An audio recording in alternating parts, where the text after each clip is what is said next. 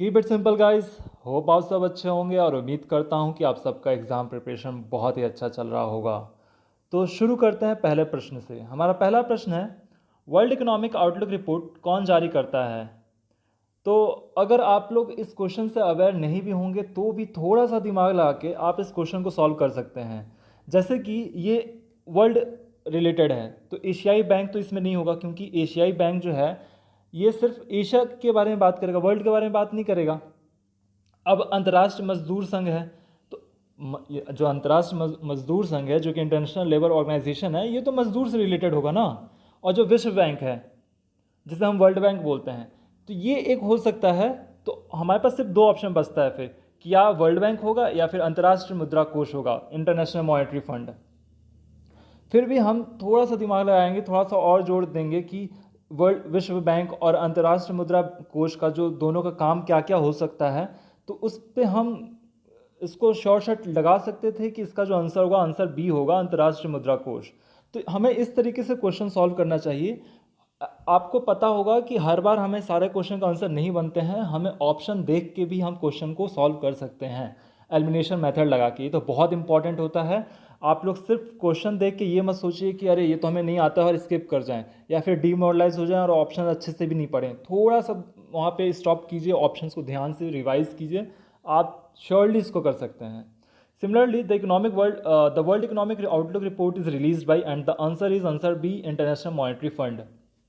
Next question की तरफ चलते हैं। हमारा दूसरा प्रश्न है, मैत्री एक्सप्रेस रेल सेवा का संबंध किससे है? इसका आंसर है भारत बांग्लादेश।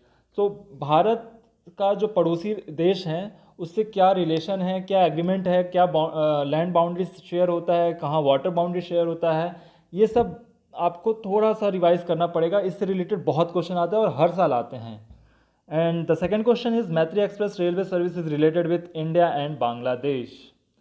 चलते हैं थर्ड प्रश्न की तरफ। तीसरा प्रश्न है हमारा, इग्नाइट्स माइंड्स नामक किताब किसने लिखा है? तो ये सबको पता ही होगा, सबको पता होगा। इसका आंसर होगा answer c, APJ Abdul Kalam. Who author the book ignites minds? And the answer is answer c, APJ Abdul कलाम।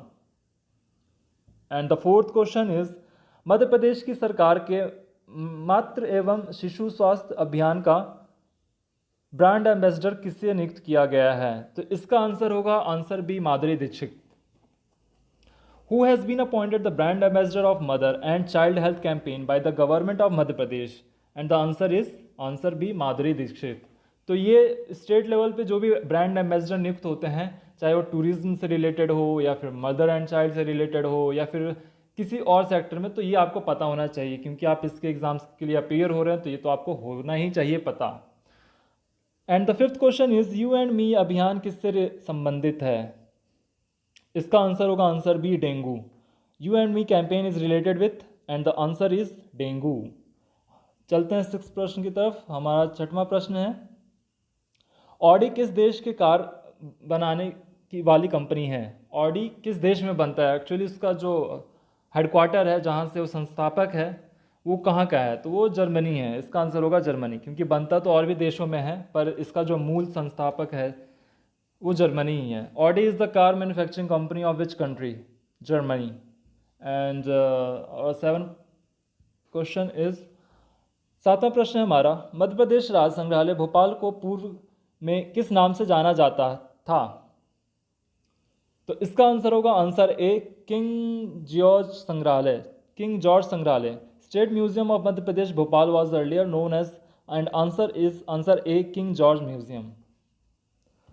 चलते हैं आठवें प्रश्न की तरफ। हमारा आठवां प्रश्न है, शाहनामा का लेखक कौन था? शाहनामा का लेखक कौन था? इसका आंसर होगा फिरोज सी। आप सबको पता होगा, हिस्ट्री से जो MPPSC है, MPPSC हिस्ट्री से किताबें उठा के पूछ लेता है, तो मोस्टली ये नहीं बनेगा। बट हाँ, मैं आपको यही सजेस्ट करूँगा कि मेंस में भी ऐसा क्वेश्चन पूछा जाता है किताबों से रिलेटेड, या फिर जो 3 नंबर का क्वेश्चन होता है ना, उसमें इस तरीके से क्वेश्चन पूछा जाता है। तो आप इस टॉपिक को स्किप मत कीजिए, इंपॉर्टेंट है। Who was the author of Shahnama? And the answer is Firdausi, answer B. And the ninth question is, संस्कारों की कुल संख्या कितनी है? इसका उत्तर होगा 16। What is the total number of संस्कारास? And the answer is 16।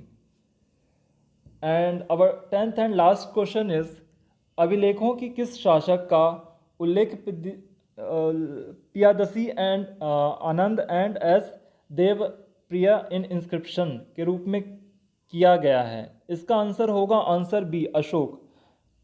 हालांकि अगर आप थोड़ा इसमें तुक्का लगाने की कोशिश करेंगे तो आपको चारों ऑप्शन सही लगेंगे, क्योंकि जो इंस्क्रिप्शन हैं ये चारों महान राजा थे और चारों ने बहुत ही उल्लेखनीय काम किया था।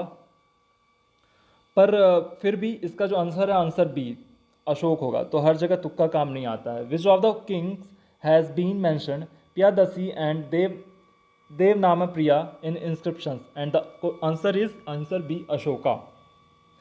सो गाइज, इस पर्टिकुलर वीडियो में इतना ही। होप आप सबको ये वीडियो पसंद आया हो। अगर पसंद आया हो तो लाइक और शेयर कर दीजिए, सो दैट कि हम इस जर्नी को कंटिन्यू कर पाएँ, कंटिन्यूसली हर दिन हम वीडियो को अपलोड कर पाएँ। और गाइज, ये सिर्फ 10 क्वेश्चन हम डेली डिस्कस करते हैं, बट इससे आपको एक आइडिया मिलता है कि पढ़ना क्या है, क्योंकि टॉपिक बहुत वास्ट है, आप तो कुछ भी पढ़ सकते हो। तो हमें सिलेबस के हिसाब से चलना है। सिलेबस में भी आप एक टॉपिक दिया रहेगा, उससे पता नहीं क्या पूछ ले। तो आप जब तक क्वेश्चन लगाओगे नहीं, आपको पता नहीं चलेगा कि आपको किस तरीके से तैयारी करना है, किस किस एरिया को कवर करना है। सो गाइस, मिलता है नेक्स्ट वीडियो में। Thank you.